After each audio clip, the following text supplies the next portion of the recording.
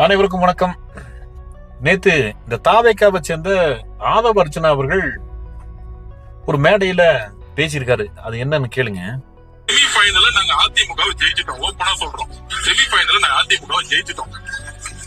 நான் ஒரு sportsman, cricket விளையாடுறோம், India விளையாண்டுட்டு இருக்கோம். நாங்க இந்தியா செமிஃபைனல்ல ஆஸ்திரேலியாவை ஜெயிச்சிட்டோம்.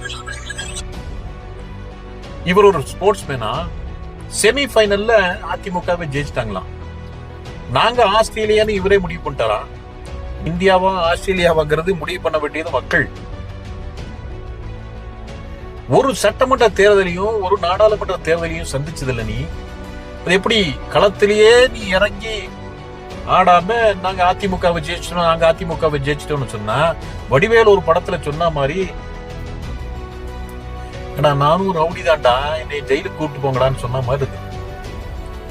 நானும் ஜெயிலுக்கு போறேன் ஜெயிலுக்கு போறேன் ஜெயிலுக்கு போறேன்னு சொல்லுவார் இல்லையா, அந்த மாதிரி இருக்குது உங்க கதை. உன்னைய வளர்ந்து கெட்டவன்னு சொல்றது சரிதான் போல் இருக்குது. ஏன்னு சொன்னா, முதல்ல நீ ஒரு ஸ்போர்ட்ஸ்மேன்னா களத்துல, அதாவது கிரவுண்ட்ல இறங்கணும். இறங்கி நேர் எதிரான போட்டியாளர்களிடத்துல நீங்கள் போட்டி போட வேண்டும். திமுகவா அதிமுகவா இல்ல பாஜகவா தேமுதிகவா இப்படி சொல்லி பல கட்சிகள் இருக்கின்றன. ஒரு இடத்துல ஒரு சட்டமன்ற தேர்தலையாவது நீ சந்திச்சு அவர்களை நீங்க வின் பண்ணிட்டீங்கன்னா நீ சொல்றதுக்கு உண்டான அர்த்தம் சரியாக இருக்கும். இன்னைக்கு ஒரு தேர்தலையே சந்திக்காம அதிமுகவை ஜெயிச்சிட்டோங்கிற என்ன ஒரு பின்பத்தை உருவாக்குறீங்களா? அதிமுகங்கிற கட்சிய சிறுமைப்படுத்த பாக்குறீங்களா? அதிமுக என்பது ஒரு ஆலமரம்.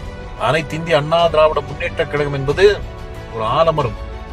இந்த தமிழ்நாட்டு மக்களுக்கு தெரியும் யாரை கொண்டு வரணும், யாரத மக்களுக்கு நன்றாக தெரியும். நீ இப்படி மேடையில பேசுறதுனால உன்னை வின் பண்ணதா சொல்லி, வெற்றி பெற்றதா சொல்லி மக்கள் முடிவு பண்ண முடியாது.